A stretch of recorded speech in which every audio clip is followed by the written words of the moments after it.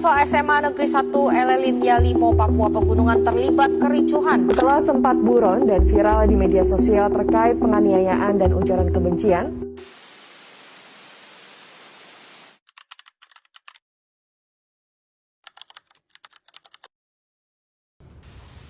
Baik, Assalamualaikum warahmatullahi wabarakatuh.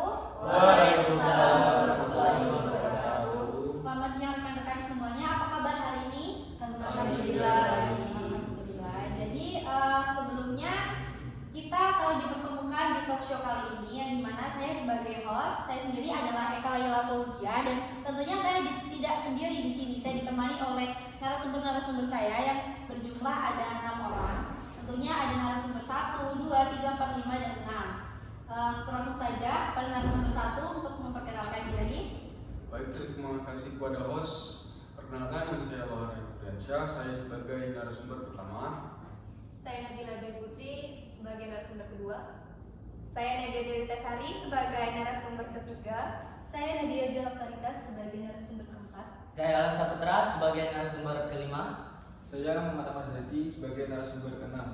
Baik, selamat datang saya ucapkan kepada rekan-rekan narasumber semuanya, yang dimana di pertemuan talk show kali ini kita akan membahas tentang topik toleransi beragama dan stabilitas politik, yang dimana kita akan mengangkat isu tentang tantangan minoritas dan mayoritas dalam menjaga iklim demokrasi yang sehat. Oke teman-teman semuanya, yang dimana Indonesia itu dikenal sebagai negara yang memiliki keberagaman suku, agama, ras maupun budaya dan sebagainya, dan keberagaman ini menjadi kekayaan, tetapi juga bisa menimbulkan konflik jika tidak disertai dengan sikap toleransi. Nah, oleh karena itu, pada diskusi kali ini kita akan membahas tentang bagaimana toleransi beragama itu berperan dan menjaga stabilitas politik serta tantangan yang dihadapi oleh kelompok mayoritas serta minoritas. Baiklah, langsung saja di sini saya akan mulai berbincang-bincang dengan narasumber 1, yaitu saudara Lohan, yang dimana di sini saya akan membahas tentang pengertian beragama, yang dimana pertanyaannya yaitu apa yang dimaksud dengan toleransi beragama? Baik, terima kasih kepada host. Saya akan menjawabnya. Toleransi beragama adalah sikap saling menghormati dan menghargai perbedaan keyakinan antara umat beragama. Sikap ini penting dalam masyarakat yang menjemuk seperti Indonesia agar terciptanya kehidupan yang harmonis dan damai. Jadi menurut Anda itu apakah toleransi beragama hanya sebatas menghormati perbedaan keyakinan atau juga mencakup dukungan tentang hak-hak kelompok agama dalam kehidupan sosial dan politik? Toleransi beragama tidak hanya sebatas menghormati perbedaan keyakinan, tetapi juga mencakup pengakuan terhadap hak setiap individu untuk menjalankan ajaran agama secara bebas dan aman. Dalam konteks demokrasi, toleransi berarti memberikan ruang yang sama bagi semua kelompok agama untuk berpartisipasi dalam kehidupan sosial, politik, dan budaya tanpa diskriminasi. Oke, baik, terima kasih kepada narasumber 1 untuk jawaban dan tanggapannya. Langsung saja kita akan langsung ke narasumber 2. Di sini kita akan membahas tentang hubungan toleransi dan stabilitas politik, yang dimana pertanyaannya itu bagaimana hubungan antara toleransi beragama dan stabilitas politik itu sendiri. Kepada narasumber 2 saya persilahkan. Baiklah, terima kasih kepada host. Toleransi beragama memiliki hubungan yang erat dengan stabilitas politik. Jika masyarakat saling menghormati perbedaan, maka konflik sosial dapat diminimalkan. Sebaliknya, jika intoleransi meningkat, hal ini dapat memicu konflik yang berpotensi mengganggu stabilitas politik. Oke, terima kasih. Jadi menurut Anda itu apa sih hubungan toleransi dan stabilitas politik itu sendiri? Baiklah, izinkan saya menjawab. Tidak semua konflik agama berdampak langsung pada stabilitas politik, tetapi konflik tersebut dapat menjadi ancaman serius jika meluas dan melibatkan banyak kelompok masyarakat.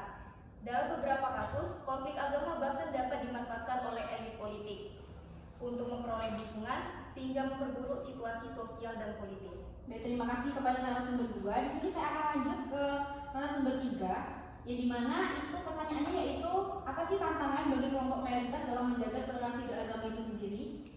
Baik, terima kasih kepada host. Jadi saya akan menjawab pertanyaan Anda.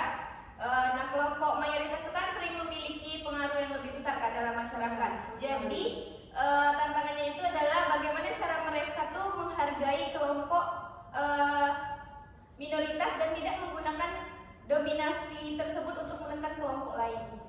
Baik, terima kasih. Jadi menurut mayoritas itu selalu berpotensi menimbulkan ketidakadilan terhadap kelompok minoritas? Jadi kalau menurut saya dominasi itu tidak selalu menimbulkan ketidakadilan ya. Tetapi potensi tersebut itu masih tetap ada.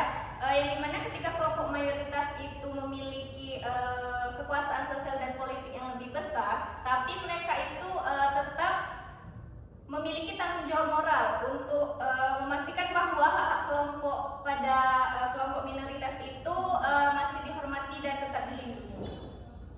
Terima kasih kepada narasumber 3 atas berbincang-bincang dan jawabannya tadi. Langsung saja saya akan lanjut ke narasumber 4 kepada saudara Nadia ya. Di sini saya akan membahas tentang tantangan kelompok minoritas, yang dimana pertanyaannya itu adalah bagaimana kalau kita lihat dari sisi lain itu bagaimana sih dengan kelompok minoritas dalam masyarakat? Apa saja tantangan yang mereka hadapi, yang biasanya mereka hadapi dari segi manapun? Baik, terima kasih host. Atas pertanyaannya saya akan menjawab.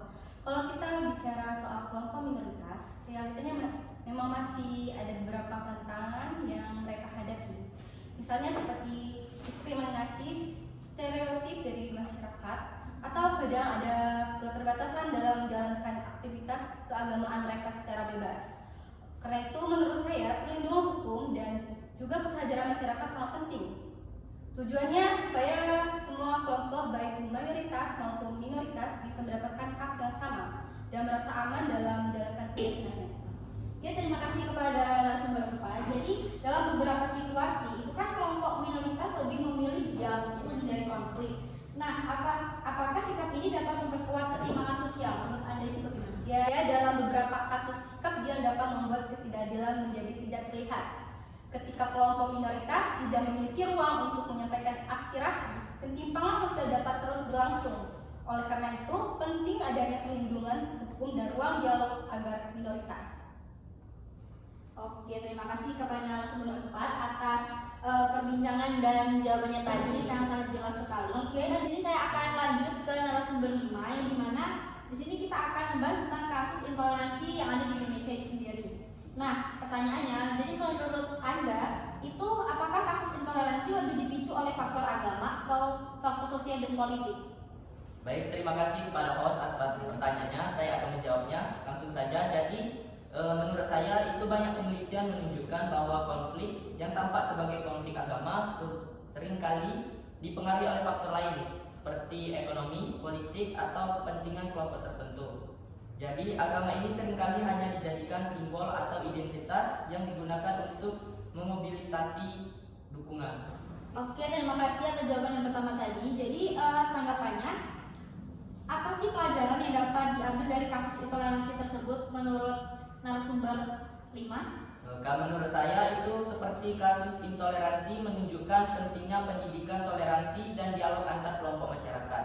Selain itu, negara harus bertindak tegas dalam menegakkan hukum agar tidak ada kelompok yang merasa dapat melakukan diskriminasi terhadap kelompok lain. Oke, terima kasih atas jawabannya tadi ya. Di sini kita tadi membahas tentang kasus intoleransi yang ada di Indonesia.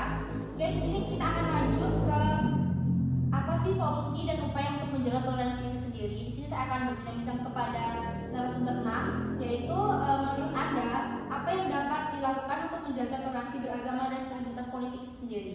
Baik, terima kasih kepada host. Saya akan menjawabnya.